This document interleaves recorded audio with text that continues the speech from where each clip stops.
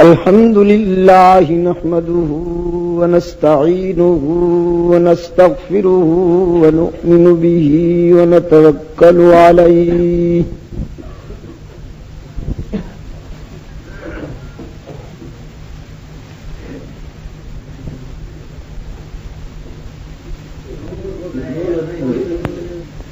ونعوذ بالله من شرور أنفسنا ومن سيئات أعمالنا من يهده الله فلا مضل له ومن يضلل فلا هادي له ونشهد أن لا إله إلا الله وحده لا شريك له ونشهد أن سيدنا وسندنا ومولانا محمدا عبده ورسوله المبعوث إلى الأسود والأحمر لتتميم مكارم الأخلاق لا يخلق نبي ولا رسول بعده ولا أمة بعد أمته ولا شريعة بعد شريعته ولا كتاب بعد كتابه صلى الله تعالى عليه وعلى آله وأصحابه الذين هم خلاصة العرب العلباء وخير الخلائق بعد الأنبياء وهم كالنجوم في السماء للاهتداء والاقتداء وهم مفاتيح الرحمة ومصابيح الغرر أما بعد فأعوذ بالله من الشيطان الرجيم بسم الله الرحمن الرحيم قل أفغير الله تأمروني أعبد أيها الجاهلون وَلَقَدْ أُوحِيَ إِلَيْكَ وَإِلَى الَّذِينَ مِن قَبْلِكَ لَئِنْ أَشْرَكْتَ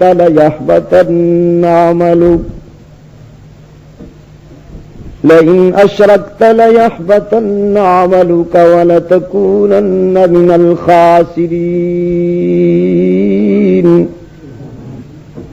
بَلِ اللَّهَ فَاعْبُدْ وَكُن مِّنَ الشَّاكِرِينَ صدق الله مولانا العظيم وصدق رسوله النبي الأمي الكريم ونحن على ذلك من الشاهدين والشاكرين والحمد لله رب العالمين.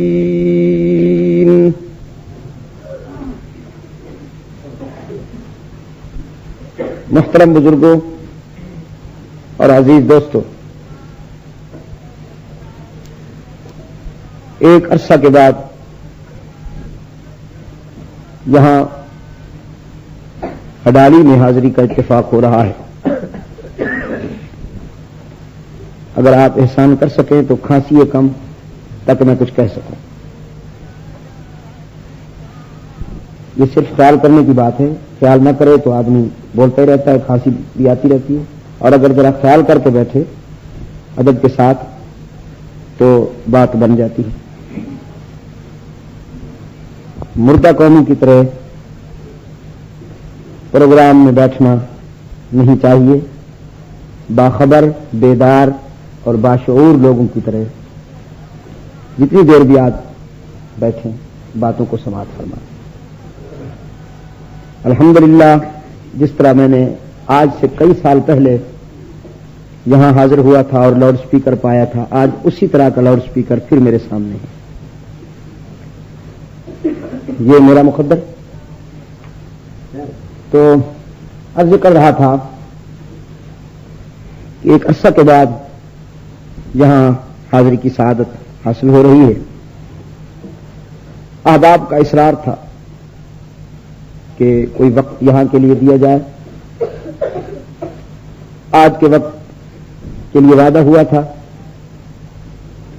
محض اللہ کے فضل و کرم کے ساتھ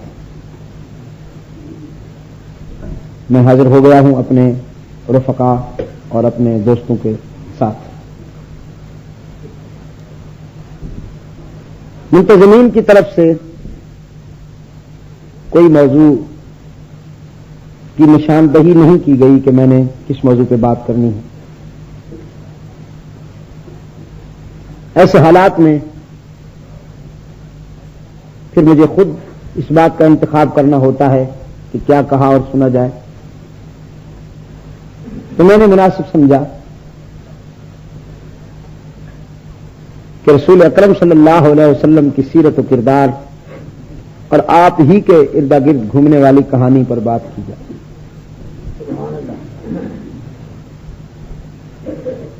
کیونکہ یہی وہ مرکز ہے، وہ مخزن ہے جہاں سے باقی تمام شاخیں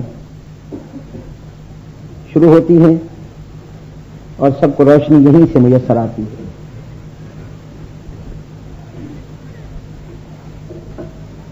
رسول اکرم صلی اللہ علیہ وسلم کی سیرت طیبہ ایسا سدا بہار موضوع ہے عزیز دوستو کہ 14 سال گزر جانے کے باوجود اس کی جاذبیت اور کشش میں کوئی فرق نہیں آیا. جس طرح آج سے 1400 سال پہلے پرکشش تھا، آج بھی اسی طرح پرکشش ہے.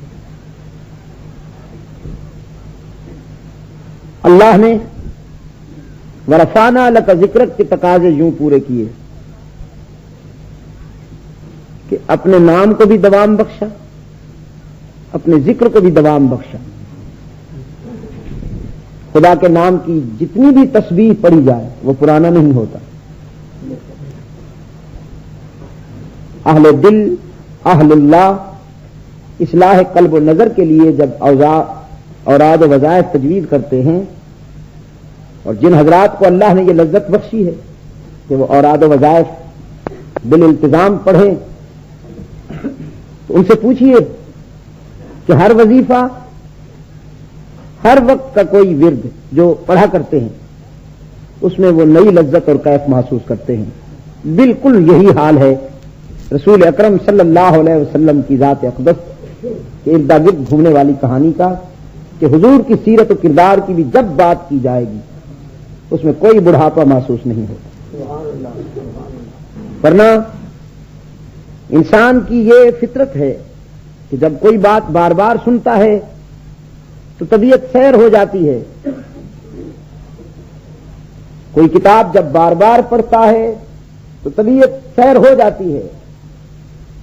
لیکن رسول اکرم صلی اللہ علیہ وسلم کی سیرت پاک هو المسک ما کررتہ یتذوق کا مصداق ہے کہ کستوری کی دبیا کی طرح اسے جب بھی کھولو مہک ہی مہک محسوس ہوتی ہے.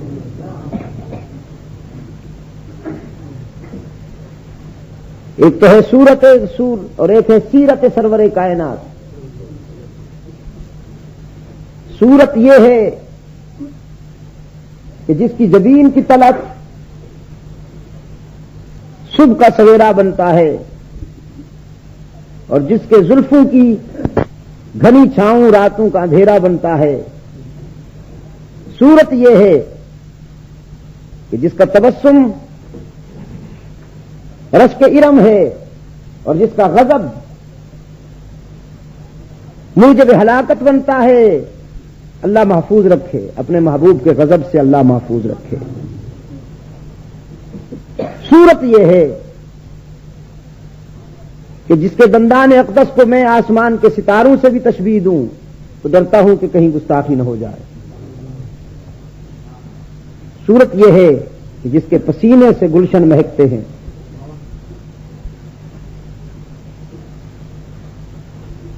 لیکن آج دن کو بھی میں نے ایک بات کہی،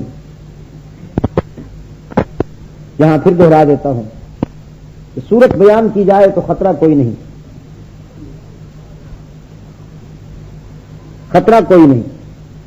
40 سال تک حضور کی زندگی میں صورت کا مظاہرہ ہوتا رہا، نہ راہوں میں کانٹے بچھائے گئے،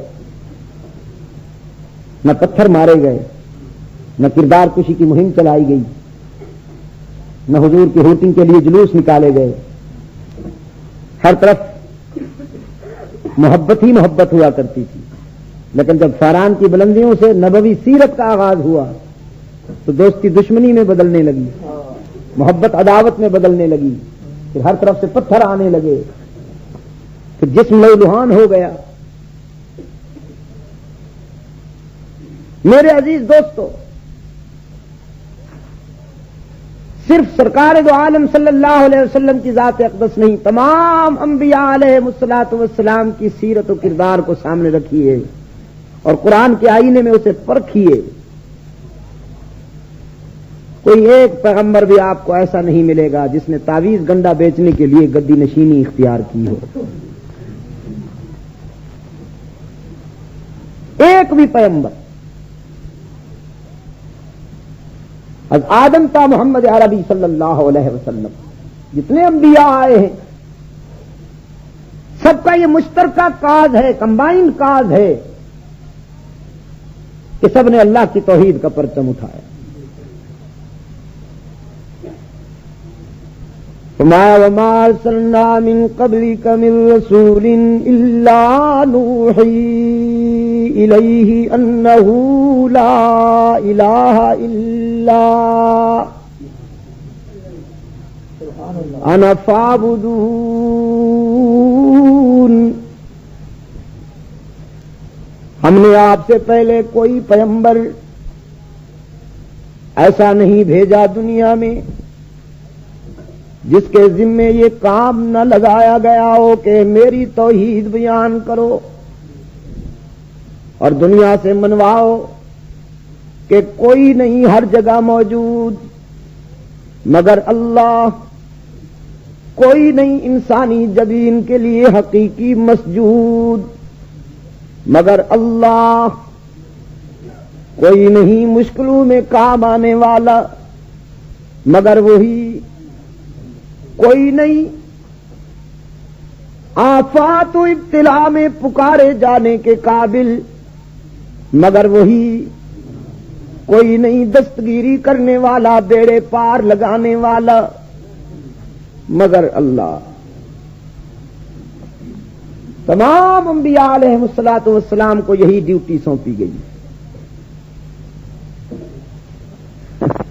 بلکہ صورتحال تو یہ ہے عزیز دوستو، اس کا بننے کے لیے شرط ہی یہ ہے کہ جان اس کے سپرد کر دو. سبحان اللہ، سبحان اللہ. یہ تو اس دور کا معیار ہے نا روحانیت کا، کہ جان پلتی ہے. آج کل کے کسی گدی نشین کو دیکھیے تو صحیح، سادہ لو جاہلوں کے دل و دماغ سے روحانیت کی مسند پہ بیٹھ کر گلی ڈنڈا کھیلنے والے فنکاروں کو دیکھیے تو صحیح، 3.5 من کی باڈی ہے.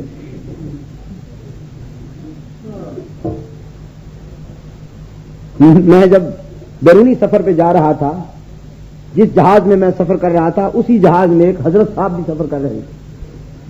آپ یقین کیجئے کہ اس کے لیے 2 سیٹیں انگیج کرائی گئی. بیچ میں جو پارٹیشن کے لیے ایک چھوٹا سا وہ بنا ہوتا ہے اس کو ہٹا دیا گیا، اور حضرت صاحب نے جب تشریف رکھا تو دونوں سیٹوں پہ فیض پہنچ رہا تھا. ایک عیسائی نے مجھ سے کہا، اسلام کے بارے میں وہ سوال بہت کرتا رہا، وہ عیسائی مجھ سے کہنے لگا یہ بھی آپ کا ہے. میں نے کہا نہیں، یہ تمہارا ہے، ہمارا ایسا نہیں ہو سکتا.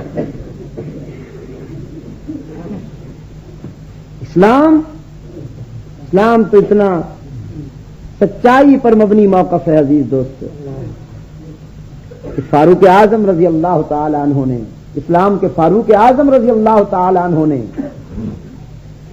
حافظ الحدیث حضرت ابو ہریرہ رضی اللہ تعالی عنہ کو صرف اس لیے گورنری سے معزول کر دیا، بحرین کی گورنری سے، کہ جب میں نے آپ کو گورنر بنایا تھا تو آپ ذرا کمزور تھے، اس کی نسبت سے آج ذرا صحت مند ہیں آپ. حضرت ابو ہریرہ نے اس کی وجہ بھی بتائی کہ امیر المومنین پہلے کئی کئی دنوں تک فاقے ہوتے تھے. ہم تو اصحاب صفہ کے درویشوں سے تعلق رکھتے تھے, بیٹھے رہتے تھے مسجد نبوی کے اس چبوترے پر. کبھی کوئی کھجور کا خوشہ آ گیا تو چند دانے حضور کے مقدس ہاتھوں سے ہمیں تقسیم ہوتے تھے. کبھی کوئی اونٹ کا دودھ آ گیا, اونٹنی کا دودھ آ گیا یا بکریوں کا دودھ آ گیا تو وہ بھی حضور کے ہاتھوں سے 2-2 3-3 گھونٹ سب کو تقسیم ہو جاتے تھے. کبھی کوئی ستو کی لپ آ گئی تو وہ تقسیم ہو گئی. اور امیر المومنین آپ کو وہ دن بھی یاد ہوگا, یہ باتیں ہو رہی ہیں مکہ مکرمہ میں, کیونکہ فاروق اعظم کا یہ مزاج تھا کہ حج کے موقع پر تم سب جمع ہو جایا کرو, جتنے بھی گورنر ہیں وہ جمع ہو جائیں تاکہ میں انہیں دیکھوں کہ اقتدار پہ پہنچنے کے بعد کہیں سائز تو نہیں بدل گیا. علیکم بمکہ عند الموسم حکم ہوا کرتا تھا, حج کے موقع پر جمع ہو جاؤ, میں تمہارا جائزہ لوں گا. تو اب ابو ہریرہ صفائی بیان کر رہے ہیں. فاروق اعظم کی احتساب کی نگاہیں, فاروق اعظم تو پھر فاروق اعظم ہے جس کے نام سن کر ابلیس کی ماں مرتی تھی نہیں مرتی ہے. اب بھی فاروق اعظم کا نام آئے تو ابلیس کی ماں مرتی ہے. ابو ہریرہ رضی اللہ تعالی عنہ عرض کرنے لگے, امیر المومنین آپ کو وہ دن یاد ہے جب مسجد نبوی کے صحن میں بھوک اور نقاہت کی وجہ سے گر پڑا تھا اور آپ لوگ میرے ارد گرد جمع ہو گئے تھے. کوئی کہتا تھا مرگی کا دورہ پڑ گیا ہے بیچارے کو, کوئی کہتا تھا کہیں جادو تو نہیں کر دیا گیا. حالانکہ نہ مجھ کو دورہ پڑا تھا نہ مجھ پر جادو ہوا تھا. واللہ ما ہی ابی الا الجوع, بھوک کے سوا کچھ نہیں. کئی دن کے مسلسل فاقوں کی وجہ سے اتنی نقاہت آ گئی تھی کہ میں لڑکھڑا کے گر پڑا. تو امیر المومنین میں نے استاد کامل کے قدموں میں بیٹھ کر نفس کشی سیکھی ہے, نفس پروری نہیں سیکھی. بات صرف اتنی ہے کہ پہلے کئی کئی دنوں تک فاقے ہوتے تھے, اب آپ نے گورنر بنایا ہے تو فاقوں کی رفتار وہ نہیں رہی.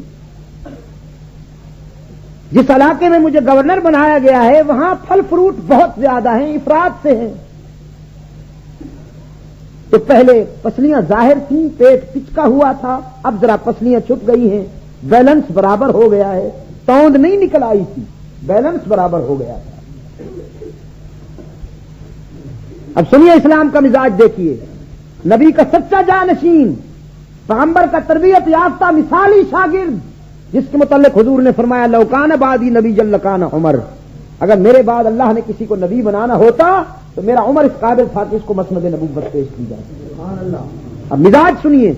فاروق اعظم فرماتے ہیں ابو ہریرہ جو کچھ تم نے کہا ہے وہ سچ کہا ہے, مجھے اعتماد ہے تم پر, لیکن میں تو یہ پوچھ رہا ہوں کہ رسول اللہ کی امت کی نگہداشت کی ذمہ داری جب آپ کو سونپی گئی ہے تو آپ کو پہلے کی بنسبت کمزور ہو جانا چاہیے تھا. یہ بے فکری آپ کو آ کیسے گئی کہ آپ پہلے کی بنسبت ذرا صحت مند ہو گئے ہیں؟ میں آپ کو گورنری سے معزول کرتا ہوں تاکہ آنے والی نسلیں یہ تانا نہ دیں کہ نبی کے غلاموں نے نفس پروری کے لیے حکومتیں حاصل کی تھی. یہ ہے اسلام کا مزاج. اور اسلام کا یہ مزاج خلافت راشدہ کا پہلا تاجدار, سنیے ان باتوں کو, خلافت راشدہ کا پہلا تاجدار جناب صدیق اکبر رضی اللہ تعالی عنہ, وصی رسول, جس کے متعلق رسول اکرم صلی اللہ علیہ وسلم نے اپنی زندگی کے آخری لمحات میں وصیت فرمائی کہ میرے بعد میری امت کا قائد ابو بکر بنے گا, میری امت کا امام ابو بکر بنے گا. چنانچہ اپنے اپنی زندگی میں حضور نے 17 نمازیں امت کو پڑھوائی ہیں اور صدیق اکبر رضی اللہ تعالیٰ عنہ کو امام بنایا ہے. وصی رسول تو صدیق اکبر ہے, لیکن جب سے یہ سنی قبرستان میں تبدیل ہوا اب ہر مسجد سے ادھر ادھر سے آوازیں آ رہی ہیں اور یہ آرام کے ساتھ سن رہا ہے. وصی رسول بھی صدیق اکبر ہے, وخلیفتہ بلا فصل بھی صدیق اکبر ہے. جب اس دنیا سے جانے لگتے ہیں تو اپنی لخت جگر حضرت عائشہ رضی اللہ تعالی عنہا سے فرماتے ہیں کہ بیٹی میری وصیت ہے کہ میرے کفن کے لیے یہی چادر استعمال کی جائے جو میں نے بیماری کے زمانے میں استعمال کی. اس پر کچھ زعفران کے دھبے لگ گئے ہیں, کچھ دوائیوں کے دھبے لگ گئے ہیں, وہ دھو لینا اور یہی چادر صاف کر کے ابو بکر کا کفن تیار کرنا. جو کپڑا کم ہو جائے وہ بھی دوسری دھلی ہوئی چادروں سے پورا کرنا. صدیقہ کائنات کی آنکھوں سے آنسو نکل آئے. فرمانے لگی ابا حضور کیا ہمیں اتنی بھی توفیق نہیں کہ ہم اپنے ابو کو نیا کفن پہنا کے دنیا سے رخصت کریں؟ صدیق اکبر رضی اللہ تعالی عنہ نے فرمایا بیٹی نیا کپڑا مرنے والوں سے زیادہ زندہ رہنے والوں کا حق ہے اس پر. میرے آقا کی امت نے ڈنڈا کھیلا جائے کہ بزرگوں پر چادریں ڈالو گے تو بزرگ راضی ہوں گے، کچھ لاؤ گے تو کچھ لے کے جاؤ گے، خالی ہاتھ آؤ گے تو خالی ہاتھ جاؤ گے. میں تو کہا کرتا ہوں ان فنکاروں سے کہ اگر چادریں ڈالنا ہی محبت ہوتا تو حضور اکرم صلی اللہ علیہ وسلم اپنے دادا ابراہیم کی قبر پہ اتنی چادریں ڈالتے، خدا سے دعا کرتے خدا بندہ بس ہر وقت چادروں کی بارش ہوتی رہے تاکہ میں حضرت ابراہیم کی قبر پر ڈالتا رہوں. اپنے ابا حضرت عبداللہ کی قبر پہ ڈالتے یا صحابہ کرام رضوان اللہ تعالی علیہ مجمعین ڈالتے. مگر اسلام کا مزاج یہ نہیں، اسلام یہ نہیں کہتا کہ تم قبرستان میں جاؤ اور وہاں کپڑے ڈالتے پھرو. اسلام کہتا ہے اگر تمہارے پاس کپڑا ہے تو کسی بیوہ کو دو تاکہ وہ دوپٹہ بنا لے. گلیوں میں روتے ہوئے اپنے ابو کو یاد کرتے ہوئے یتیموں کو لباس پہناؤ، ان مسکینوں کو لباس پہناؤ جو تمہارے لیے امتحان ہیں تمہارے لیے. یہ تو آزماتا ہے نا، کسی کو دے کے آزماتا ہے، کسی سے لے کے آزماتا ہے، کسی کو تونگر بنا کے آزماتا ہے، کسی کو گداگر بنا کے آزماتا ہے. یہ دونوں چیزیں امتحان کی ہیں. جب دیتا ہے تو اس میں بھی آزمائش ہوتی ہے، جب لیتا ہے تو اس میں بھی آزمائش ہوتی ہے. جب دیتا ہے تو پھر دیکھتا ہے خداوند عالم کہ میں نے اس کی جیب بھر دی، میں نے اس کا سر اونچا کر دیا، اب دیکھوں شکر کرتا ہے یا اکڑتا ہے. خدا کی عطا کردہ دولت، اللہ کی عطا کردہ صحت و سلامتی پر جو اکڑتا ہے تو پھر وہ گردن توڑنا بھی جانتا ہے. ہم نے دیکھے ہیں ایسے ہزاروں کے جن کا معطر بدن تھا، مشین چلن تھا، قبر کوہن ان کی کھودی تو دیکھا نہ عضو بدن تھا نہ تارے کفن تھا، کایا ہی پلٹ گئی. امیر تقی درد کہتے ہیں قبرستان میں جا رہا تھا، کسی کی پرانی قبر سے کھوپڑی نکلی پڑی تھی. امتداد زمانہ میں وہ اس قدر سڑ چکی تھی، گل چکی تھی کھوپڑی کہ میرا پاؤں آیا تو ریزہ ریزہ ہو گئی. کل پاؤں ایک کاسائے سر پر جو آ گیا، یکسر وہ استخوان شکستہ سے چور تھا. کہنے لگا کہ دیکھ کے چل راہ بے خبر، میں بھی کبھی کسی کا سرے پر غرور تھا، میں بھی کبھی کسی کا سرے پر غرور تھا. میرے عزیز دوستو یہ آزمائش ہوتی ہے. حضرت سلیمان علیہ الصلوۃ والسلام اللہ کے پیغمبر ہیں، نبوت بھی ملی، دولت بھی ملی. حضرت سلیمان علیہ السلام کو نبوت بھی ملی، دولت بھی ملی. کہا تو یہ جاتا ہے نا صاحب کہ اللہ والا وہ ہوتا ہے کہ جو در در پہ مانگتا پھرے نا، اللہ والا وہ ہوتا ہے کہ جو خدا کے سوا کسی سے نہ مانگے. پتہ نہیں تمہارے پلے کچھ پڑا ہے یا نہیں. بیٹھے تو اس طرح ہو جیسے ریلیف فنڈ لینے کے لیے سیلاب زدگان بیٹھے ہوتے ہیں، رنگت ویران چہرے اجڑے ہوئے، خبر نہیں کس چیز کی انتظار ہے آپ کو. نہیں میں تو حاضر ہوں نا، میں تو بول بھی رہا ہوں، لیکن یہ باتیں تو آپ کے اتر نہیں رہی. جب دل میں اتریں گی تو چہرے پہ اس کے کچھ تھوڑا سا ریئیکشن ہوگا. تو وہ ریئیکشن جو ہے میں دیکھ رہا ہوں وہ کچھ جیسے میں ان کے دل کی بات نہیں کر رہا. بھائی اگر آپ کو قصیدے دوڑے کی انتظار ہے یا ٹوٹکوں اور قصہ کہانیوں کی انتظار ہے وہ تو مجھے آتے نہیں.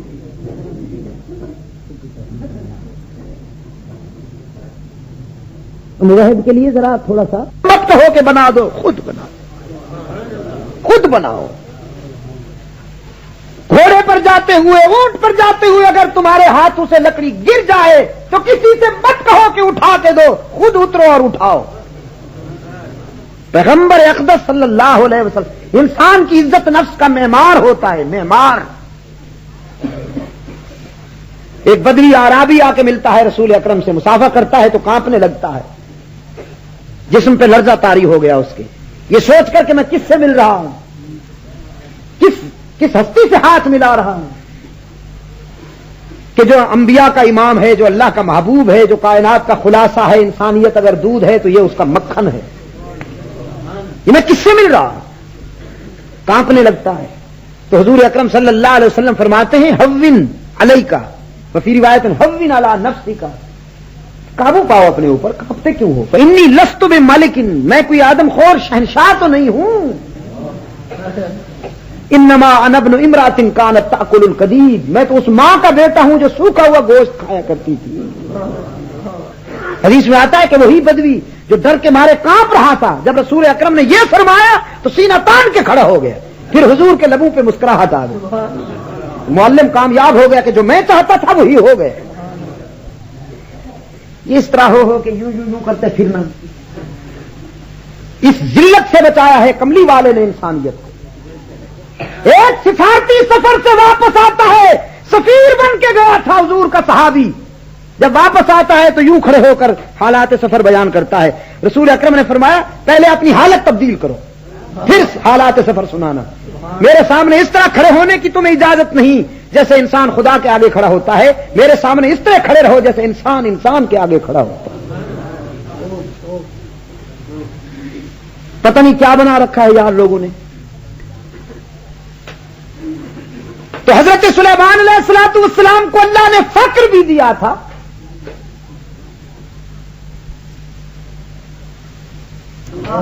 اسے فقر کہتے ہیں. اور حضرت علی رضی اللہ تعالیٰ عنہ کا بڑا حکیمانہ جملہ ہے کہ یہ دولت، یہ کتیا، اس کی خوبی، اس کی فطرت یہ ہے کہ جب تم اس کے پیچھے جاؤ گے تو یہ بھاگے گی، جب تم اس کو چھوڑ دو گے تو یہ تمہارے پیچھے بھاگے گی. یہ اس کی فطرت ہے. اور فقر کی علامت یہی ہے کہ دولت سیلاب بن کے بھی اگر اس کے پیچھے آئے، آندھی بن کے آئے، تو وہ اس سے متاثر نہ ہو. کیوں جناب میں آپ سے پوچھتا ہوں کہ اگر اللہ کے رسول صلی اللہ علیہ وسلم خداوند عالم کے حضور التجا کرتے کہ پروردگار عالم یہ عہد سونے کا بن جائے، تو کیا پیشکش نہیں ہوئی تھی کہ اگر آپ چاہیں تو محبوبم یہ پہاڑ سونے کا بن جائے؟ رسول اکرم صلی اللہ علیہ وسلم نے فرمایا نہیں میرے اللہ، الفقر فقری، میں سونے کے پہاڑ نہیں چاہتا، میں دل مستغنی چاہتا ہوں. دل مستغنی چاہتا ہوں جو تیرے سوا کسی اور کی طرف رجوع نہ کرے. لیکن حج کے موقع پر جو میں نے جا کے حالات دیکھے ہیں عرب کے، سعودی عرب کے، میں نے کہا اللہ کے رسول صلی اللہ علیہ وسلم نے تو یہ پیشکش قبول نہیں کی تھی خدا کی طرف سے، لیکن اللہ نے گویا عہد کو سونے کا بنا ہی دیا. آج سعودی عربیہ کی دھرتی سونا اگل رہی ہے. اتنی دولت ہے کہ وہ اس کو خرچ کرنے کے لیے سوچتے ہیں، مصرف نہیں ملتا انہیں. خرچ کرنے کے لیے سوچتے ہیں، مصرف نہیں ملتا. دھرتی تیل اگل رہی ہے، سونا اگل رہی ہے. اس پر میں ایک تبصرہ کیا کرتا ہوں، اگر آپ اجازت دیں تو آج عرض کر دوں. میں نے کہا سعودی عربیہ والوں نے اللہ کے سوا کسی سے نہیں مانگا، خدا نے انہیں کسی کا محتاج ہی نہیں بنایا. اور یہاں زلفوں والی سرکار، کوئی بلیاں والی سرکار، کوئی ٹلیاں والی سرکار، جدھر جائیں گے قطار اندر قطار.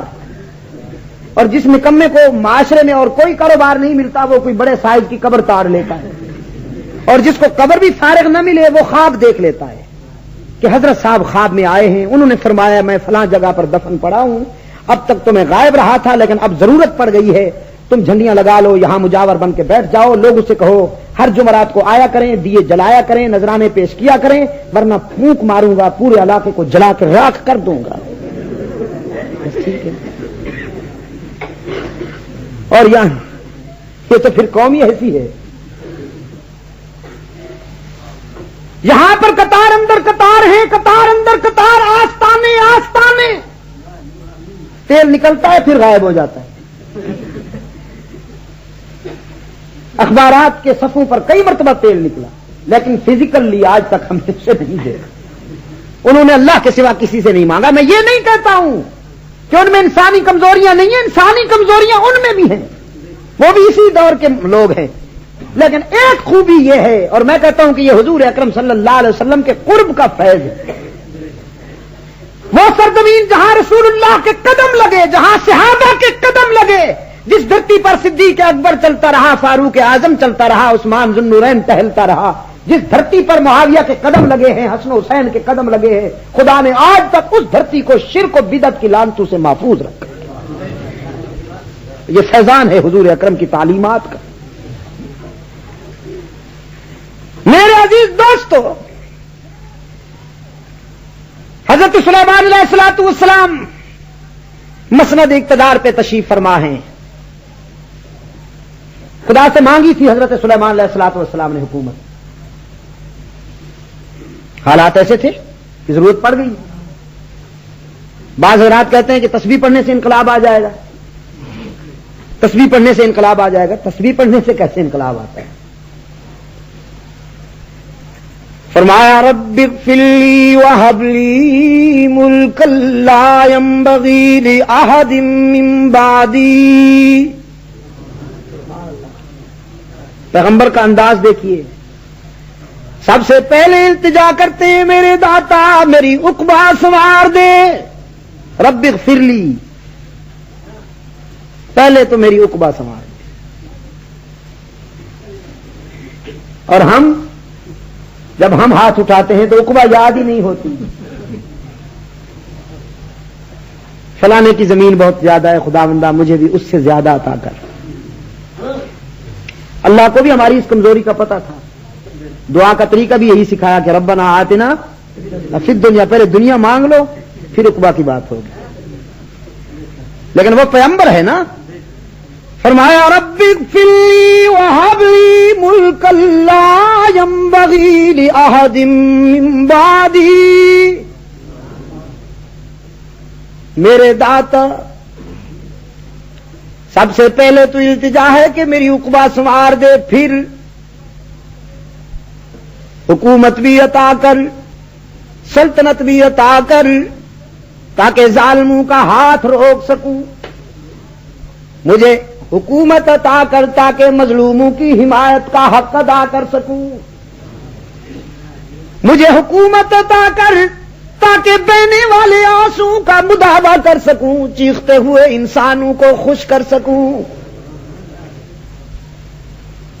اور خداوندہ جب تجھ سے مانگی ہے حکومت تو حکومت بھی ایسی عطا کر کہ پھر ایسی حکومت اور کسی کو میسر نہ آئے.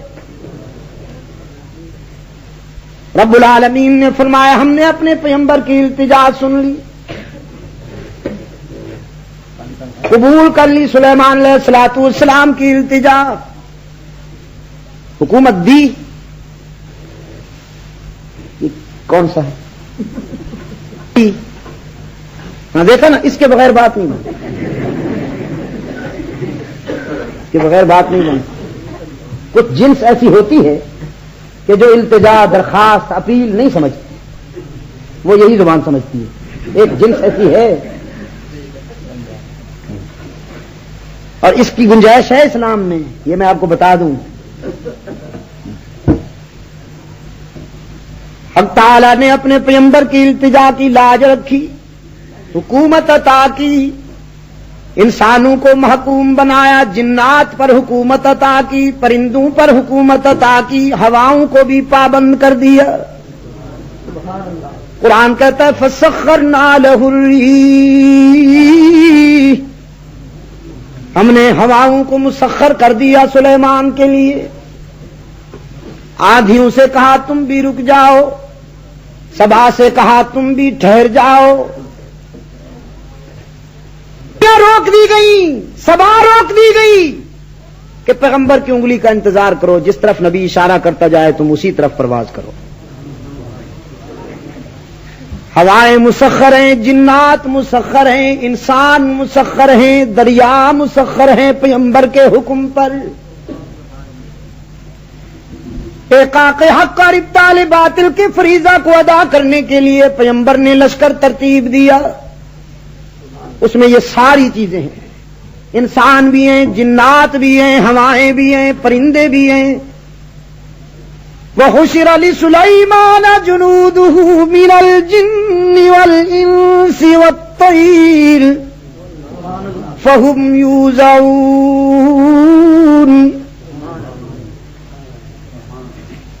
لشکر جا رہا ہے حضرت سلیمان علیہ الصلوۃ والسلام کا، کسی کو لوٹنے کے لیے نہیں، بیماروں کو صحت مند بنانے کے لیے، لوٹ مار کا بازار گرم کرنے کے لیے نہیں جا رہا. لشکر سلیمانی تعمیر کا فرض ادا کرنے کے لیے جا رہا ہے. ایک مقام پر پڑاؤ کیا، لشکر نے پڑاؤ کیا، نگاہ نبوت نے جائزہ لیا لشکر کا، غور سے دیکھا کہ سب موجود ہیں یا نہیں۔ قرآن کہتا ہے وَتَفَقَّدَ الطَّيْرَ، ایک پرندہ غائب پایا، فَقَالَ مَا لِيَ لَا أَرَى الْهُدْهُدَ أَمْ كَانَ مِنَ الْغَائِبِينَ۔ حضرت سلیمان علیہ السلام فرمانے لگے کیا بات ہے، مجھے ہدہد نظر نہیں آ رہا، ذرا دیکھو نہ کہیں ادھر ادھر چھپا ہوا ہے یا میری اجازت کے بغیر غائب ہو گیا۔ قرآن کی عظمتیں کتنی بے داغ ہیں، دونوں پہلو بتا دیے۔ چھوٹا سا پرندہ اتنے عظیم لشکر میں سے غائب ہوا تو نگاہ نبوت نے، پیغمبر کی فراست نے محسوس کر لیا کہ لشکر سے پرندہ غائب ہو گیا۔ لیکن قرآن نے آگے یہ بھی واضح کر دیا کہ ما لِیَ لَا أَرَى الْهُدْهُدَ، بھئی وہ کہاں گیا؟ یہ تو پتہ چل گیا کہ یہاں لشکر میں وہ نہیں ہے، لیکن یہ پتہ نہیں کہ ہے کہاں۔ فرماتے لَأُعَذِّبَنَّهُ عَذَابًا شَدِيدًا، جب پتہ چلا کہ لشکر میں ہدہد نظر نہیں آتا، غضبناک لہجے میں فرماتے ہیں چونکہ اجازت کے بغیر چلا گیا سزا دوں گا۔ أَوْ لَأَذْبَحَنَّهُ، اگر جرم زیادہ سنگین ہوا تو سزائے موت بھی دے سکتا ہوں، زیادہ جرم سنگین ہوا چونکہ میری اجازت کے بغیر چلا گیا۔ أَوْ لَيَأْتِيَنِّي بِسُلْطَانٍ مُبِينٍ، ہاں اگر اپنی غیر حاضری کی کوئی معقول وجہ بتائی تو معاف بھی کر دوں گا۔ جلال بھی ہے، جمال بھی ہے، غصہ بھی ہے، عفو درگزر بھی ہے۔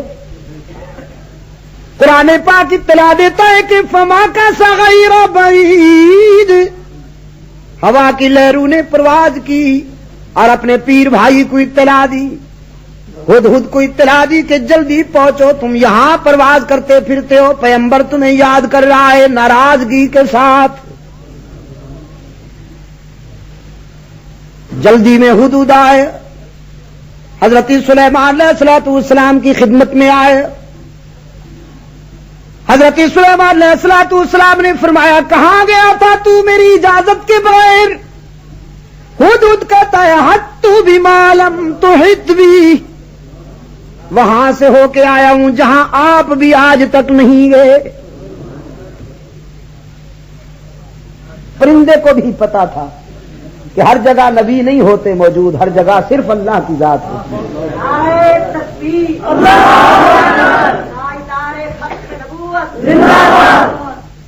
ایک مرحلہ پیچھے گزرا ہے وہ بھی عرض کرتا جاؤں۔ ایک وادی سے گزر رہا ہے لشکر سلیمان، قرآن نے اس وادی کو معنون کیا ہے وادی نمل سے، فرمایا حتی اذا اتوا علی وادی النمل، جب لشکر سلیمانی ایک ایسی وادی سے گزر رہا تھا جہاں چیونٹیاں بہت زیادہ تھیں، قالت نملۃ یا ایھا النمل، چیونٹیوں کی سردار ایک چیونٹی نے اپنی قوم کو خطاب کرتے ہوئے کہا کہ ادخلوا مساکینکم، جلدی جلدی سے اپنے سوراخوں میں اپنے بلوں میں گھس جاؤ، لا یحطمنکم سلیمان، کہیں سلیمان تمہیں کچل نہ دے، کہیں سلیمان تمہیں پیس نہ ڈالے۔ تو فطرت نے سوال کیا، پیغمبر سنگ دل تو نہیں ہوتے، کمزوروں کو پیسا نہیں کرتے، نبی تو ظالموں سے ٹکرایا کرتے ہیں، کمزوروں کو سینے سے لگایا کرتے ہیں، نبی کمزوروں کو نہیں پیسا کرتے۔ قرآن پاک نے فرمایا وَهُمْ لَا يَشْعُرُونَ، وہ چیونٹی کہنے لگی نبی کے پاؤں میں کچلی جاؤ گی، اس لیے کہ تم چھوٹی ہو نا، نظر نہیں آتی ہو، پیغمبر کو پتہ ہی نہیں چلے گا، تم کچلی جاؤ گی۔ یہ وَهُمْ لَا يَشْعُرُونَ جو ہے کتنا بے داغ تبصرہ ہے قرآن پاک کا، کہ ہر چھوٹی بڑی چیز کو جاننا یہ اللہ کی صفت ہے. چیونٹی کو بھی پتا تھا، لیکن آج کل کے 2.5 من کے چیونٹے نہیں جانتے، انہیں یہ بات سمجھ میں نہیں آتی. چیونٹی ذرا سی، اسے بھی پتا تھا. ہدہد پرندہ کہتا ہے میں تو وہاں سے ہو کے آیا ہوں جہاں آپ بھی آج تک نہیں گئے. احطت بما لم تحط بی وجئتک بالسبع بنبأ یقین. ایک پختہ خبر لایا ہوں قوم سبا کی طرف سے. ایک ایسی قوم دیکھ کے آیا ہوں جہاں پر عورت حکومت کر رہی ہے، ایک عورت ان کی حکمران ہے، ملکہ ہے. اللہ نے اس قوم کو دولت سے مالا مال کیا ہے، لیکن وہ اتنے بڑے نمک حرام ہیں کہ سورج کو سجدہ کرتے ہیں. یہ ابھی معلوم کرتا ہوں کہ تو سچ کہتا ہے یا غلط. خط لکھا قوم سب کی ملکہ کی طرف خط لکھا، اور یہ تاریخ میں پہلا خط ہے جو ایک حاکم کی طرف سے دوسرے حاکم کو لکھا جا رہا ہے حضرت سلیمان کے ہاتھوں سے. قرآن پاک میں اللہ نے ہو بہو اس خط کو محفوظ رکھا. اس کی تعریر ہے انہ من سلیمان وانہ بسم اللہ الرحمن الرحیم اللہ تعالی علی واتونی مسلمین. کہ یہ خط اللہ کے نبی سلیمان کی طرف سے اس رحیم و کریم کے نام سے شروع کرتا ہوں جس سے بڑھ کر مہربانی کرنے والا ہی کوئی نہیں. اور آگے مجھے مولوی سمجھ کے میرے خط کو نہ ٹال دینا. اطاعت کے جذبے کے ساتھ چلی آؤ، تمہاری خیر اسی میں ہے. اللہ تعالی علیہ، اکڑنے کی کوشش نہ کرنا، اترانے کی غلطی نہ کرنا. حضرت سلیمان علیہ الصلوۃ والسلام کی یہ تحریر وہی پرندہ لے کے جاتا ہے سفیر بن کر،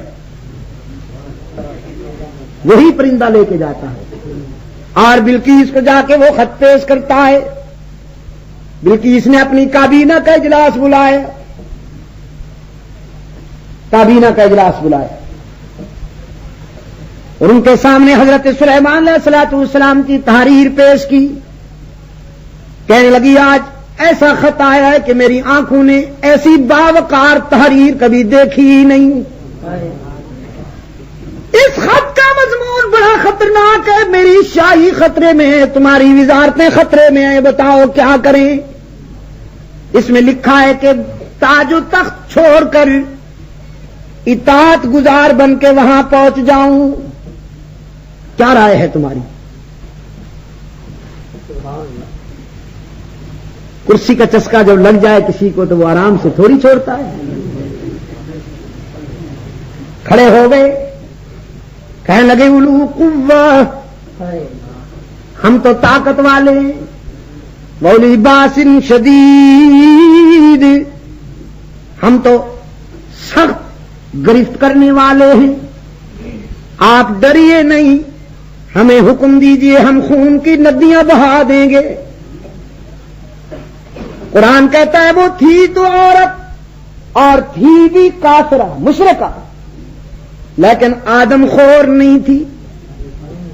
کہنے لگی ان الملوک اذا دخلوا قریۃ افسدوها،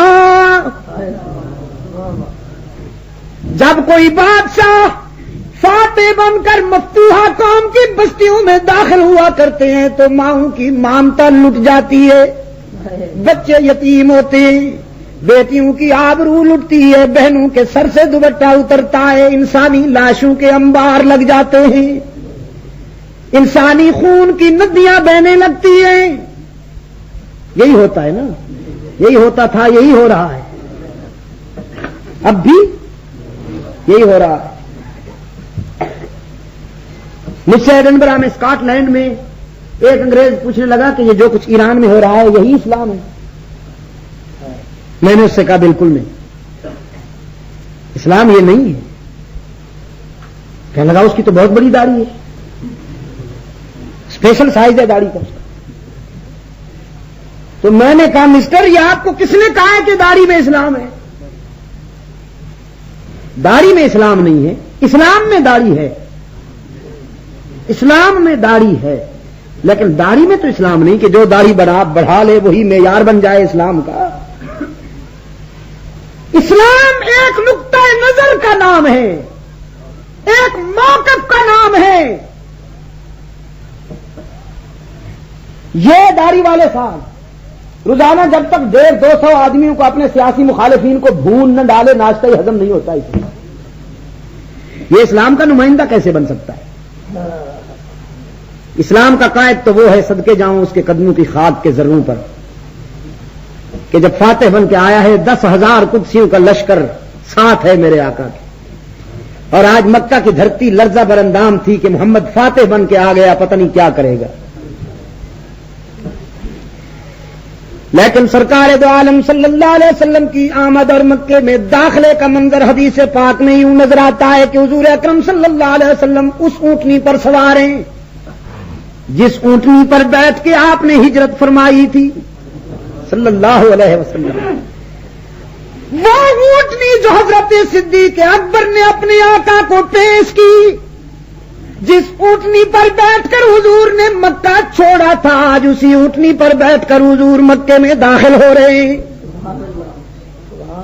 اور آپ کے پیچھے حضرت زید رضی اللہ تعالیٰ عنہ کا بیٹا حضرت اسامہ بیٹھا ہے. بچہ فرق مسرت میں اچھلتا ہے اسامہ. رسول اکرم صلی اللہ علیہ وسلم نے اسامہ کے سر پہ ہاتھ رکھا, فرمایا اسامہ تمہیں اچھلنے کودنے کی اجازت نہیں. اسامہ نے عرض کیا حضور آج خوشی کا دن ہے نا. کملی والے نے فرمایا بیٹے محمد کی شریعت میں خوشیوں میں رقص کرنے کی اجازت نہیں, مصیبت میں ماتم کرنے کی اجازت نہیں. جو خوشیوں میں ناچتا ہے اور مصیبت میں ماتم کرتا ہے وہ محمد ہی نہیں ہو سکتا. میری شریعت میں تو خوشیوں میں شکر کرنا ضروری ہے, مصیبت میں صبر کرنا ضروری ہے. پھر ایک طرف سے آواز آئی, حضرت سعد ابن عبادہ سید الانصار. یہ وہ سعد ابن عبادہ ہے ثقیفہ بنو ساعدہ کا رئیس, جس کے گھر میں خلافت راشدہ کی تاسیس ہوئی اور صدیق اکبر کو خلیفہ اول منتخب کیا گیا. نعرہ تکبیر. حضرت سعد ابن عبادہ نے نعرہ لگایا الیوم یوم الملحمہ. مکہ والوں تم نے ہمیں ستایا تھا, آج ہم تمہیں ستائیں گے. تلک الایام نداولها بین الناس. یہ راتیں اور دن اللہ کے ہاتھ میں ہے, وہ جس طرح چاہتا ہے پھیرتا رہتا ہے. حضور اکرم صلی اللہ علیہ وسلم نے فرمایا خوشیاں بھی دائمی نہیں, غم بھی دائمی نہیں, راحتیں بھی دائمی نہیں, مصیبتیں بھی دائمی نہیں. اللہ نے جسے خوشیوں کی دوپہر دی ہے اس سے کہو کبھی کبھی محسن کے حضور سجدہ شکر بجائے لایا کر, کہیں وہ مصیبت کی رات مسلط نہ کر دے. اور خدا نے جسے مصیبتوں میں آزمایا ہے اس کے متعلق حضور نے فرمایا اس سے جا کے کہہ دو مایوس نہ ہوا کر کہ چمکتے ہیں ستارے رات جب تاریک ہوتی ہے. حضرت سعد کا یہ نعرہ, حضرت سعد کا یہ سلوگن سرکار دو عالم صلی اللہ علیہ وسلم تک پہنچا. کملی والے نے سعد کو بلایا, فرمایا تم کیا نعرہ لگاتے ہو؟ عرض کہ اللہ کے رسول میں آپ کے دشمنوں کو ڈرا رہا ہوں, خدا اور اس کے رسول کے دشمنوں کی حوصلہ شکنی کر رہا ہوں. رسول اکرم نے فرمایا نہیں سعد یہ نعرہ مجھے پسند نہیں آتا. جب تم یہ کہتے ہو کہ آج بدلے کا دن ہے اور انتقام کا دن ہے تو میری رحمت پہ چوٹ پڑتی ہے, میرے جگر پہ چوٹ پڑتی ہے. تنبیہاً حضور نے وہ پرچم حضرت سعد کے ہاتھوں سے لے لیا اور فرمایا علی کہاں ہے؟ حضرت علی آئے. کملی والے نے وہ پرچم حضرت علی کو دیتے ہوئے فرمایا جاؤ علی اب مکے کے گلی کوچوں میں جا کے نعرہ لگاؤ الیوم یوم المرحمہ, آج بدلے کا نہیں معافی کا دن ہے. 3 مقامات ہیں جہاں پرچم حضرت علی رضی اللہ تعالیٰ عنہ کے ہاتھ میں آیا اور تینوں پہ اللہ نے عظمت فتح عطا فرمائی. ایک یہ فتح مکہ ہے اور ایک اس سے پہلے غزوہ بدر کے موقع پر جب گھمسان کی جنگ ہو رہی ہے اور علم بردار مجاہد زخمی ہو کر گر جاتا ہے, پرچم اسلامی بھی نظر نہیں آتا, رسول اکرم صلی اللہ علیہ وسلم گر گڑا کر دعا کر رہے ہیں, خداوندا یہ 313 جو لایا ہوں اگر یہ مٹ گئے تو پھر تیری توحید کا پرچم کون اٹھائے گا, میری رسالت کا جھنڈا کون اٹھائے گا. اتنے میں حضور کو اطلاع ملی کہ حضور وہ پرچم بردار مجاہد زخمی ہو کے گر گیا ہے, مل نہیں رہا. تو رحمت عالم صلی اللہ علیہ وسلم خیموں میں تشریف لے گئے, حضرت سیدہ عائشہ کی اوڑھنی لائے, مریم اسلام حضرت عائشہ کا دوپٹہ لاؤ حضور, فرمایا علی کہاں ہے. حضرت علی رضی اللہ تعالیٰ عنہ نے عرض کیا رضاکار حاضر ہے حضور, کیا ارشاد ہے. کملی والے نے فرمایا علی آج تاریخ کا انوکھا باب لکھا جائے گا, آج میں اسلام کا پرچم بناتا ہوں عائشہ کے دوپٹے کو, اور اس پرچم کو اٹھائیں گے علی کے ہاتھ تاکہ دنیا پہ ثابت ہو جائے کہ عائشہ کا دوپٹہ اتنا اہم ہے کہ اسلام کے عزت و ناموس کا نگہبان ہے, اور وہ اتنا اہم ہے کہ جناب سیدنا علی المرتضیٰ اسے بلند کرتے ہیں اور اپنے پسری حق کا فرض ادا کرتے ہیں. یہ پرچم بھی حضرت علی رضی اللہ تعالیٰ عنہ کے ہاتھ میں. اور پھر خیبر کے آخری مرحلے پر حضرت علی رضی اللہ تعالیٰ عنہ کے ہاتھ میں پرچم آیا, یہاں بھی اللہ نے فتح عطا فرمائی. تو میں نے اس سے کہا یہ اسلام ہے کہ جہاں سرکار دو عالم صلی اللہ علیہ وسلم نے اعلان کیا ہمارے مقابلے میں سب سے زیادہ ابو سفیان میدان میں اترتا رہا, لیکن آج میں اعلان کرتا ہوں من دخل دار ابی سفیان فہو آمن, جو ابو سفیان کے گھر میں پناہ لے لے ہم اسے کچھ نہیں کہیں گے. آج اگر ابو جہل کا بیٹا بھی شرمندہ ہو کے آئے تو ہم اسے سینے سے لگا لیں گے. تو پھر حضور نے صرف کہا نہیں, لگا کے دکھایا کہ جب اکرمہ بن ابو جہل اشکبار بارگاہ رسالت میں آیا اور کہنے لگا حضور ابو جہل کے بیٹے کو بھی معاف کیا جا سکتا ہے, اللہ کے رسول نے فرمایا ہاں اگر وہ اللہ کی توحید اور میری رسالت کا اقرار کر لے. تو اکرمہ نے کہا میں اللہ کی توحید اور آپ کی رسالت کا اقرار کرتا ہوں. رحمت عالم نے فرمایا تو پھر میں تجھے بشارت دیتا ہوں کہ تیری جہنم جنت سے بدل گئی, تیری بربادی آبادی سے بدل گئی. اور پھر یہی اکرمہ ہے جو یرموک کی جنگ میں شہید ہوا, جہاں 4 لاکھ عیسائی مسلح ہو کے آئے ہیں اسلام کی شمع بجھانے کے لیے. حضرت اکرمہ رضی اللہ تعالیٰ نے اپنے بیٹے عمرو بن اکرمہ سمیت لشکر سے باہر آتے ہیں, مجاہدین کی طرف دیکھ کے کہتے ہیں میرے باپ نے اسلام سے عداوت میں حد کر دی تھی, آج میں اسلام سے محبت میں حد کرتا ہوں. کون ہے جو میرے ہاتھ پہ موت کی بیعت کرے. ہم عیسائیوں پر ٹوٹتے ہیں اس جذبے کے ساتھ کہ شہید ہو جائیں گے.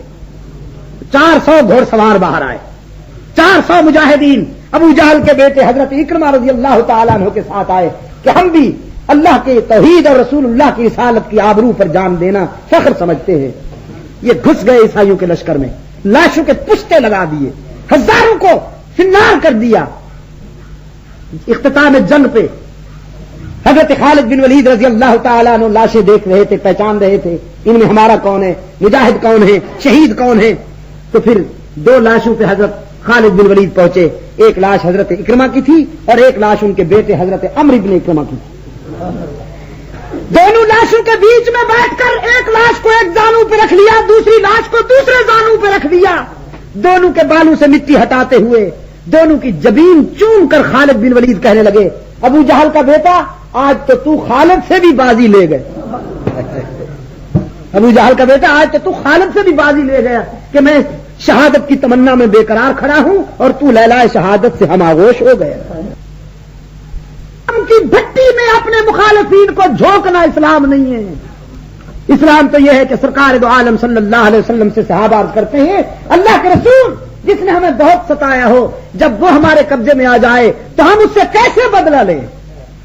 رسول اکرم صلی اللہ علیہ وسلم نے فرمایا تمہیں ستانے والا جب تمہارے قابو میں آ جائے تو سب سے اچھا بدلہ یہ ہے کہ تم اسے معاف کر دو, تم اسے معاف کر دو, اس سے بہتر انتقام کوئی نہیں.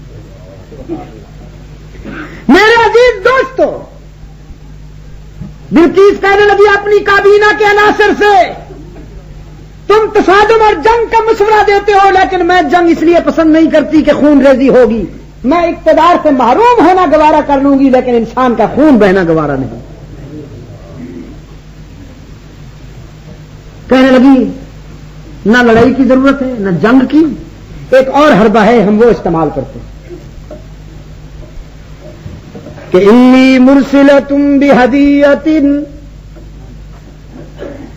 انی مرسلۃ الیہم بہدیہ،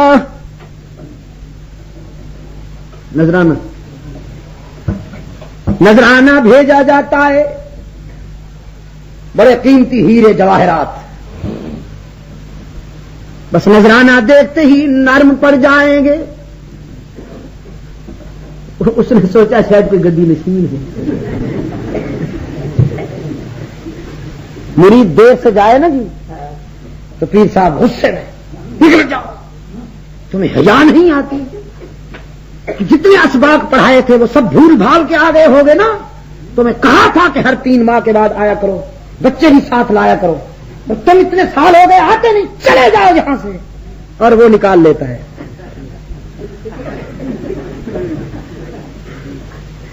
نئے نوٹوں کی گڈی، حضرت کا پارا اچانک ڈاؤن، ٹمپریچر ڈاؤن، اچھا کوئی بات نہیں، خیریت ہے، ٹھیک ہو، اتنی دیر نہ لگایا کرو نا۔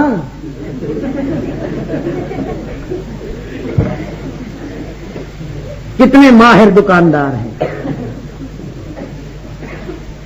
اس نے بھی یہی سوچا کہ شاید کوئی نذرانوں پہ نرم ہونے والی ہستی ہے۔ حضرت سلیمان علیہ الصلوۃ والسلام کی بارگاہ میں بلقیس کی طرف سے بھیجا ہوا نذرانہ پہنچا، پیغمبر نے غضبناک لہجے میں فرمایا اتمدوننی بمال، سنگ دلو، تم مجھے نذرانوں سے راستے سے ہٹانا چاہتے ہو، میں تمہارے نذرانوں کو کیا کروں گا، میں تو اس سے لیتا ہوں جس سے بہتر دینے والا ہی کوئی نہیں۔ اچھا تو تم نے چھیڑا ہے نا، پھر اب چھیڑا ہے نا ہمیں، اب تو دیکھتا ہوں۔ اپنے محفل میں بیٹھنے والوں سے فرماتے ہیں تم میں سے کون ہے جو بلقیس کو تخت سمیت یہاں لائے؟ قال عفریت من الجن انا آتیک بہ قبل ان تقوم من مقامک، ایک عفریت کہتا ہے اگر آپ مجھے اجازت دیں تو یہاں سے اٹھنے سے پہلے بلقیس کو تخت سمیت حاضر کر دوں۔ وقال الذی عنده علم من الکتاب انا آتیک بہ قبل ان یرتد الیک طرفک، پھر وہ بولا جو آفاقی علوم کا شناسا تھا، اللہ نے جس کے لوح صدر پہ علم آفاقی کی روشنی بھر دی تھی، وہ بولا اٹھ کے جانا تو بڑی بات، میں پلک جھپکنے میں لاتا ہوں، قبل ان یرتد الیک طرفک، پلک جھپکنے میں لاتا ہوں۔ اور اب لوگوں نے نظر اٹھا کے دیکھا تو بلقیس تخت سمیت حاضر، لوگوں کی آنکھیں کھلی کی کھلی رہ گئی، ایک دوسرے کو حیرت کے ساتھ دیکھنے لگے، اور بعضوں کے دل میں خیال آیا کہ نبی کے اختیار تو دیکھو، جسے چاہا چٹکی میں منگوا لیا۔ حضرت سلیمان علیہ الصلوۃ والسلام نے بھی محسوس کر لیا کہ انسانی ذہن میں شرک کے جراثیم پیدا ہو رہے ہیں، فوراً ازالہ کیا۔ فلما رآہ مستقرا عنده، حضرت سلیمان علیہ الصلوۃ والسلام نے جب یہ منظر دیکھا تو اپنے ساتھیوں اپنے ہم نشینوں سے فرمانے لگے یہ میرے اختیار کی بات نہیں، یہ میرے طاقت کی بات نہیں، یہ میرے قوت بازو کی بات نہیں۔ فلما رآہ مستقرا عنده قال هذا من فضل ربی، یہ تو اس کا کرم ہے، یہ تو میرے اللہ پیغمبروں کی عظمت پہ قربان جاؤں۔ جب بھی کوئی ایسا موڑ آتا ہے کہ انسان کا ذہن شرک کی بیماری میں مبتلا ہونے لگے تو نبی فوراً ازالہ کر دیتے ہیں۔ حضرت یوسف علیہ الصلوۃ والسلام نے بھی تو یہی فرمایا تھا نا، جب خواب بتانے لگے ان نوجوانوں کو جیل میں بیٹھے ہوئے، فرماتے ہیں تمہارے خوابوں کی تعبیر تو بتاتا ہوں. لا یأتیکما طعام ترزقانہ الا نبأتکما بتأویلہ. دوپہر کا کھانا آنے سے پہلے بتاتا ہوں، لیکن میری زبان سے اپنے خوابوں کی تعبیر سن کر کہیں بیمار نہ ہو جانا، کہیں مجھے عالم الغیب نہ سمجھ لینا. میں علم غیب کے زور سے تمہارے خوابوں کی تعبیر نہیں بتاؤں گا. ذالکما مما علمنی ربی، وہ تو میں اس علم کے ذریعے بتاؤں گا جو میرے رب نے مجھے عطا کیا. ہوتا نا کوئی آج کل کا کہ جی بادشاہ جو پوچھنا ہے پوچھو، بڑی پہنچی ہوئی سرکار تسی پوچھتے جاؤ، انشاءاللہ بیڑا غرق کر کے رکھے گی. بڑی پہنچی ہوئی سرکار دے کول بیٹھے ہو. کچھ اجڑیاں ہوئی ہستیاں بیٹھی ہوں نے فٹ پاتھ پہ بورڈ لا کے جو چاہو سو پوچھو، تجارت کے معاملے میں، ملازمت کے معاملے میں، بیماری کے معاملے میں، شادی بیاہ کے معاملے میں، جو چاہو اس کو پوچھو. پتہ نہیں وہ لوگ قبروں میں جا بیٹھے، قبرستان میں سو گئے کہ جو ان سے پوچھتے کہ اگر تم اتنی بڑی شے ہو کہ زمین و آسمان کے کلابے ملاتے ہو، ہر بات کی تمہیں خبر ہے، تو 1-1 روپے کے لیے سارا دن یہاں دھوپ پہ کیوں سڑتے رہتے ہو، سردی میں کیوں کانپتے رہتے ہو؟ آرام سے اپنے گھر میں جا کے بیٹھو، سارے جہان کی دولت گھر میں منگوا لو. لیکن یہ اللہ کے پیغمبر کی دیانت ہے. پیغمبر کا ذوق تعمیر دیکھیے کہ جہاں کہیں کوئی ایسا موڑ آیا کہ بیماری کا خطرہ ہوا، فوراً ازالہ کر دیتے ہیں کہ یہ میرے اختیار کی بات نہیں، اس کے اختیار کی بات ہے. ھذا من فضل ربی، یہ میرے اللہ کا کرم ہے، یہ میرے داتا کا احسان ہے. اب آگے سنیے، لیبلونی ااشکر ام اکفر، وہ لطف مسلسل سے مجھے آزما رہا ہے کہ میں اس کی نعمتوں پر شکر کرتا ہوں یا کرتا ہوں. لیکن پیغمبر سے زیادہ اس حقیقت کو کون جان سکتا ہے کہ خدا کی بارگاہ کا تو ضابطہ یہی ہے، لئن شکرتم لازیدنکم، اگر تم میری نعمتوں کا شکر کرو گے تو میں اور زیادہ بڑھاتا جاؤں گا. تم شکر کرو گے تو میں نعمتوں میں اضافہ کرتا جاؤں گا. وَلَئِن كَفَرْتُمْ إِنَّ عَذَابِي لَشَدِيدٌ، اور اگر تم نے تکبر کیا میری عطا کردہ نعمتوں پر، اگر تم نے غرور کیا تو پھر دینے والا لینا بھی جانتا ہے. میں ڈھیل دیتا ہوں، معاف کرتا رہتا ہوں، ڈھیل دیتا رہتا ہوں، لیکن جب پکڑنے پہ آتا ہوں تو ساری قضائیں ادا ہو جاتی ہے. جب پکڑنے پہ آتا ہوں تو دنیا کی کوئی طاقت میری گرفت سے کسی کو نہیں بچا سکتی. جب میں پکڑ لوں تو اس کا کوئی اور چھڑانے والا نہیں ہوتا. یہ سب آزمائشیں ہوتی ہیں. میں یہ محنت آپ کے سامنے اس لیے کر رہا تھا کہ خداوند عالم جان بھی دی ہے اس نے امتحان لینے کے لیے، مال بھی دیا ہے اس نے، امتحان ہے اس میں. تو جو اللہ والے ہوتے ہیں ان کے تعلق کا پہلا قدم یہ ہے کہ وہ جان بھی خدا کے سپرد کر دیتے ہیں، مال بھی خدا کے سپرد کر دیتے ہیں. قرآن کہتا ہے ان اللہ اشترى من المؤمنین انفسهم واموالهم بان لهم الجنہ، خدا نے سودا کر لیا ہے اپنے بندوں سے کہ تم اپنی جانیں اور مال میرے حوالے کر دو اور اس کے بدلے میں میرا تبسم تم لے لو. جنت کے معنی میں یہاں اللہ کا تبسم اور اس کی خوشنودی اور اس کی مسکراہٹ کرتا ہوں. ویسے ہڈالی کے دوستوں، اگر کوئی اپنا مال اور اپنی جان خدا کے سپرد نہ کرے تو آپ کا کیا خیال ہے؟ یہ کس کا ہے؟ ہماری جان اور مال کس کا ہے؟ اسی کا ہے نا. تو پھر ہم سے مانگتا کیوں؟ یہ تو ہے ہی اسی کی ملکیت، وہ ہم سے مانگتا کیوں ہے؟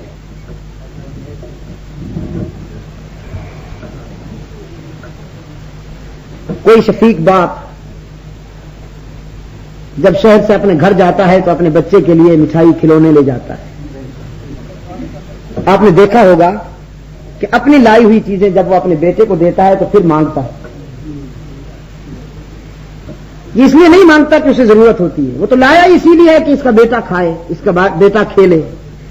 لیکن اپنی دی ہوئی چیزیں وہ اس لیے واپس مانگتا ہے کہ دیکھنا چاہتا ہے اس کا ظرف کتنا ہے، اسے چیزیں پیاری لگ گئی ہیں یا میں پیارا لگتا ہوں۔ اپنے باپ کی دی ہوئی چیزیں اگر بیٹا واپس دے دے اپنے باپ کو، تو یہ پھر کسی باپ کو پوچھئے کہ اس وقت اس کی پدری محبت کے سمندر میں کیسی موجیں اٹھتی ہیں، کیسی لہریں اٹھتی ہیں۔ جب اپنے باپ کی دی ہوئی چیز بیٹا اپنے باپ کو واپس اس کے ہاتھ پہ رکھ دے تو فرط شفقت میں باپ اپنے بیٹے کو سینے سے لگا لیتا ہے، اس کی جبین چومتا ہے۔ جب انسان بھی اللہ کی عطا کردہ جان اور مال اس کی مرضی پر سپرد کر دیتا ہے تو خدا کی شفقت اس سے بھی کہیں زیادہ ہوتی ہے۔ شرط اول یہی ہے، شرط اول یہی ہے کہ اپنی جانیں اور اپنے مال اس کے سپرد کر دو، اور پھر وہ تمہیں آزمائے گا، وہ تمہیں آزمائے گا، اور یہ یقین پیدا کر لو اپنے دل کے اندر کہ جو کچھ ہوگا اسی کی طرف سے ہوگا۔ وہ دے گا تو کوئی روک نہیں سکے گا، جب وہ نہیں دے گا تو کوئی دے نہیں۔ یہ ہمارے تبلیغی دوست یہ پڑھایا کرتے ہیں نا ایک جملہ کہ سب کچھ خدا کی طرف سے ہونے اور غیر اللہ کی طرف سے یہ گڑ کی بات۔ ویسے تو کہتے ہیں نا جی ہم تو کچھ نہیں کہتے، ہمارا تو جی بس مثبت پروگرام ہے۔ آپ تو شاہ صاحب آپ تو بس آپریشن کرتے ہیں لوگوں کا، ہم مرہم لگاتے ہیں۔ اس دن رائے گنج میں یہ بزرگ مجھ سے کہہ رہے تھے کہ شاہ صاحب آپ جو ہے نہیں آپریشن کرتے ہیں، آپ کا پروگرام آپریشن والا ہے، اور ہمارا پروگرام یہ ہے کہ ہم پھایا رکھتے ہیں، مرہم رکھتے ہیں۔ میں نے کہا حضرت آپ بھی آپریشن کرتے، یہ آپریشن نہیں ہے، سب کچھ خدا کی طرف سے ہونے اور غیر اللہ کی طرف سے نہ ہونے کا یقین پیدا کیجئے۔ جب میں کہتا ہوں جب کسی کو یہ سعادت حاصل ہو جائے اس سے بڑا موحد کوئی نہیں، بس انداز میں فرق ہے۔ ان کی خاموش مگر مسلسل تبلیغ، ریگولر ورک۔ ہماری تو صورتحال یہ ہے نا کہ ایک طوفان اٹھائے اور گرجتا برستا چلا گیا ہے۔ یہ پہلے جڑی بوٹیاں صاف کرتے ہیں، جڑی بوٹیاں صاف کرتے ہیں، اس کے بعد پھر ہل چلاتے ہیں، پھر بیج ڈالتے ہیں، پھر پودے کو آبیاری کرتے ہیں، پھر جوان ہونے تک اس کی نگہبانی بھی کرتے ہیں۔ اللہ ان کو اور زیادہ ترقی اور عروج نصیب فرمائے، اللہ انہیں اور عروج نصیب فرمائے۔ میں نے تو دیار غیر میں جا کے ان کے کام کا اندازہ کیا۔ آپ یہاں بیٹھے ہوئے ہیں، آپ یقین فرمائیے کہ ہم یہاں ان کا اندازہ نہیں کر سکتے۔ وہاں میں نے دیکھا یورپ میں موٹر وے سسٹم یہ ہے کہ کوئی پیدل آپ کو نظر نہیں آئے گا، ہر شخص گاڑیوں میں سفر کرتا ہے کیونکہ سردی بہت شدید ہوتی ہے، اور ویسے بھی پیدل چلنے کے لیے طویل سفر کے راستے نہیں ہیں وہاں، لیکن وہاں اگر کوئی پیدل نظر آتا تھا تو بستر اٹھائے ہوئے یہی رسول اللہ کے غلام ہوتے۔ مولانا محمد الیاس رحمۃ اللہ تعالی علیہ کے سپاہی بستروں پہ کندھوں پر بسترے اٹھا کر یہ پیدل چلتے ہوئے نظر آتے تھے حضور کی سنت کی ادائیگی کے لیے، صحابہ کرام کے نقش قدم پر چلتے ہوئے۔ میں نے ایک مرتبہ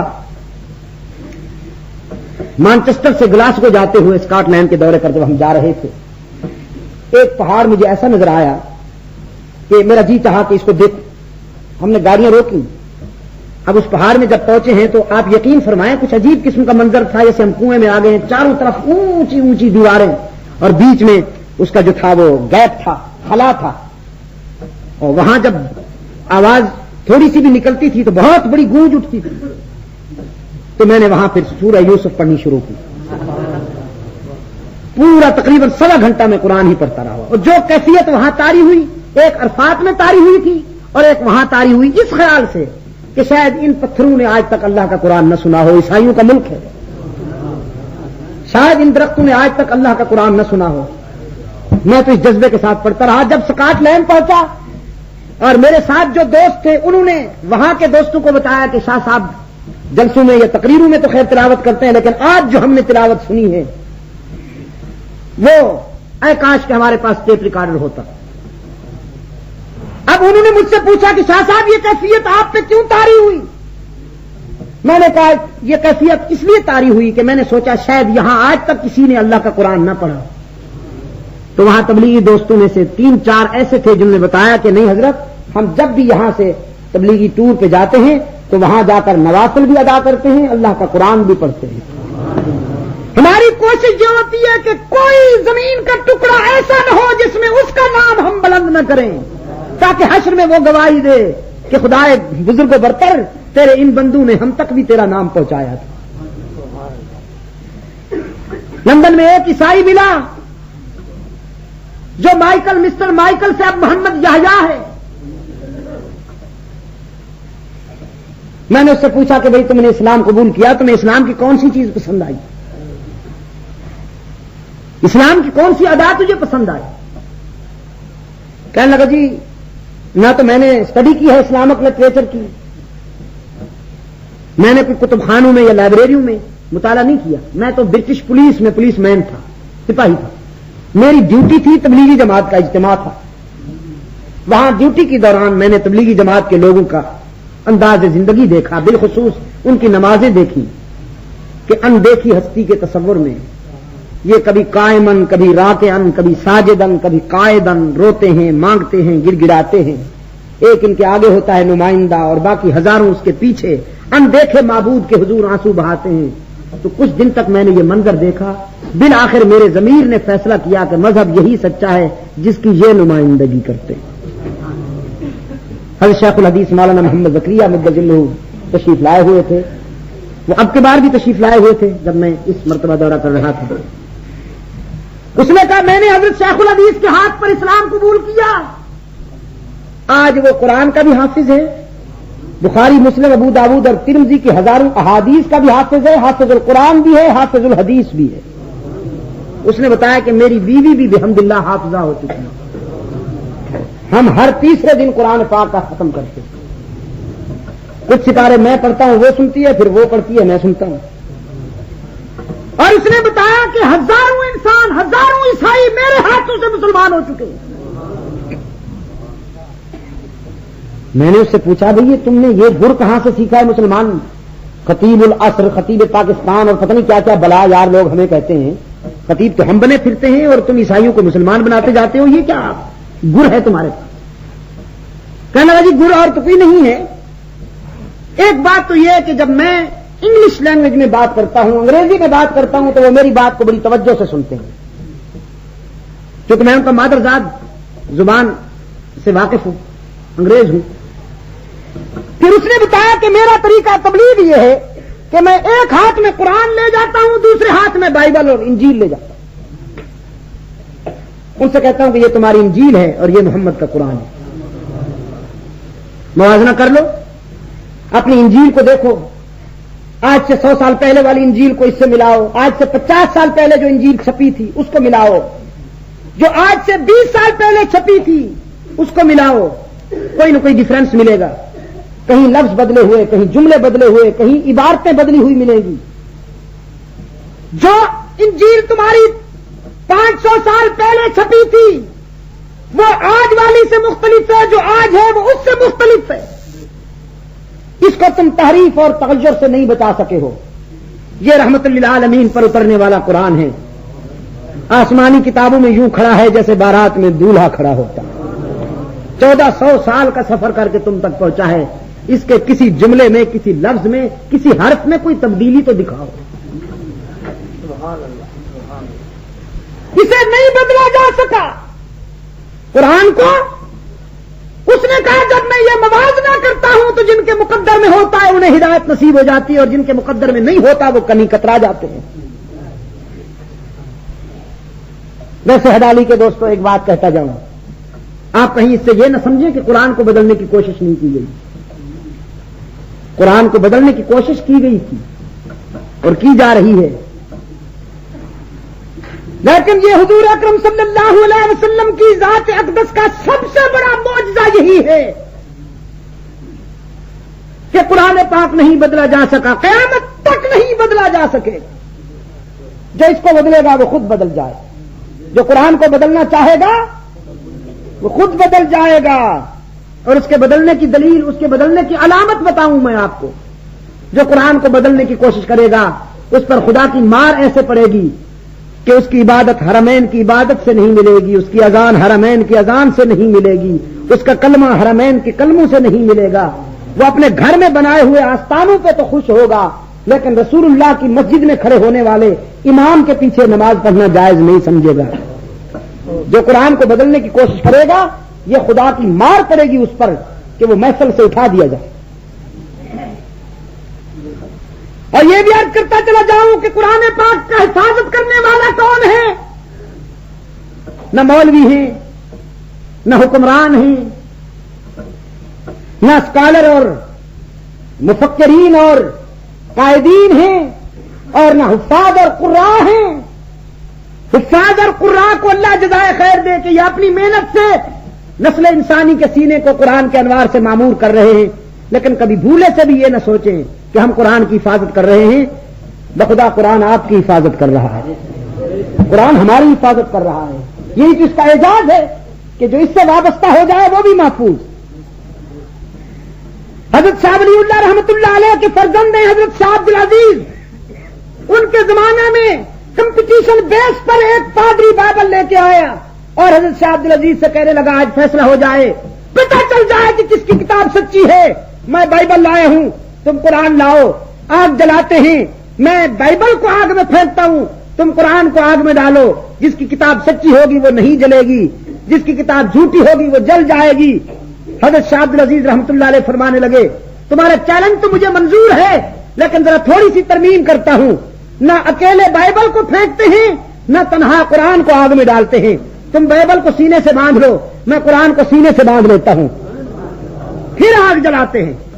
تم بائبل سمیت آگ میں کود جاؤ، میں قرآن سمیت آگ میں چھلانگ لگاتا ہوں۔ جس کی کتاب جھوٹی ہوگی وہ قرآن سمیت جل جائے گا، اور جس کی کتاب سچی ہوگی وہ قرآن سمیت نکل آئے گا۔ وہ پادری کہنے لگا ایم سوری شاہ صاحب، میں بائبل پر فائر پروف مٹیریل لگا کے آیا تھا، باڈی پر تو نہیں لگا کے آیا تھا۔ قرآن خود بھی محفوظ ہے اور قرآن اپنے ساتھ وابستہ ہونے والوں کی بھی حفاظت کرتا ہے، اور یہ سب سے بڑا اعزاز ہے رسول اکرم صلی اللہ علیہ وسلم کی ذات اقدس کا۔ تو میرے عزیز دوستو، سب سے پہلے اپنی جان اور اپنا مال اللہ کے سپرد کر دینا، یہ شرط اول ہے اس سے تعلق قائم کرنے کی، پھر وہ نوازتا ہے۔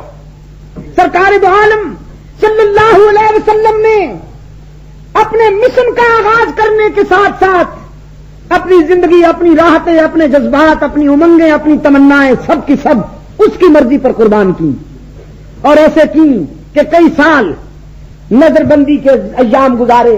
صحابہ کرام رضوان اللہ تعالی علیہ مجمعین جو حضور کے ساتھ تھے اس نظر بندی کے زمانہ میں، وہ کہتے ہیں کہ ہمیں کئی ہفتوں تک کھانے کو کچھ نہیں ملتا تھا، یہاں تک کہ ہم پتے چڑھا کرتے تھے، سوکھا ہوا چمڑا پانی میں بھگو بھگو کر جان بچانے کے لیے کھایا کرتے تھے۔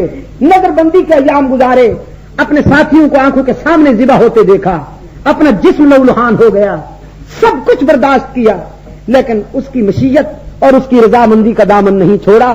یہ ہمیں سیرت سرور کائنات یہی سبق دے رہی ہے کہ تم اس راستے پر چلے ہو تو یہ ظرف پیدا کرو، جب تک یہ ظرف پیدا نہیں کرو گے اس راستے پر کامیابی نہیں ہو سکے گی۔ میں آپ کا بے حد شکر گزار ہوں، آپ نے میری باتوں کو توجہ سے اور انہماک سے سنا۔ حدالی کے ان بزرگوں کا بے حد شکر گزار ہوں جن کی شفقت کے نتیجے میں یہاں آپ کے ساتھ میری ملاقات ہو گئی۔ اللہ تعالیٰ آپ کو بھی اور مجھے بھی دنیا اور عقبہ میں کامیابی نصیب فرمائے۔ اللہم ثبتنا علی صراط المستقیم۔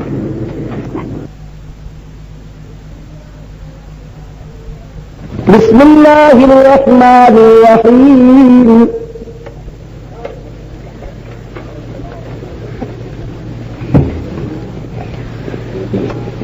إذ قال يوسف لأبيه يا أبت إني رأيت 11 كوكبا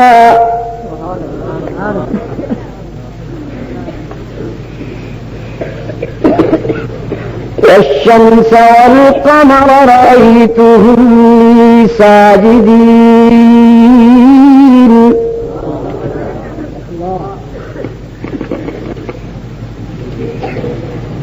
الف لام را تلك آيات الكتاب المبين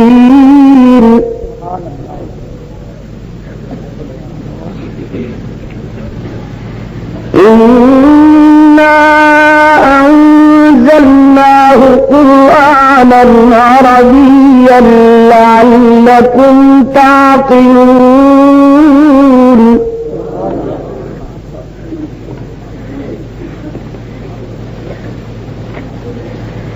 إنا أنزلناه قرآنا عربيا لعلكم تعقلون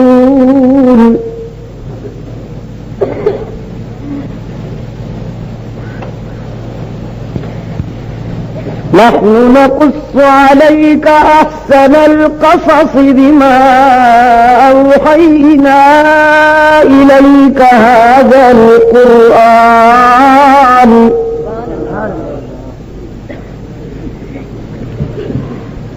وإن كنت من قبله لمن الغافلين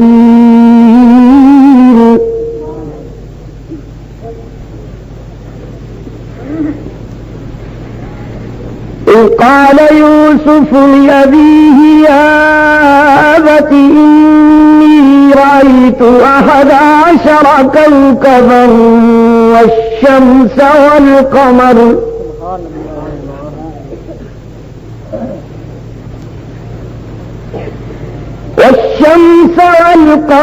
رأيتهم لي ساجدين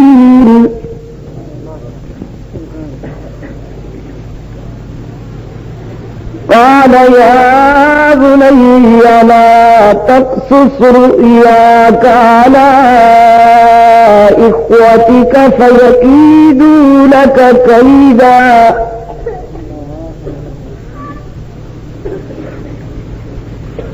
إن الشيطان للإنسان عدو مبين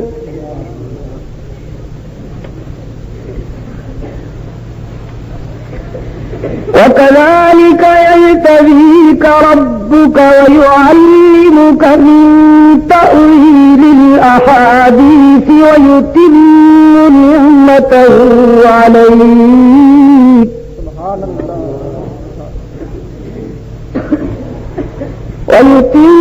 نعمته عليك وعلى آل يعقوب كما أتمها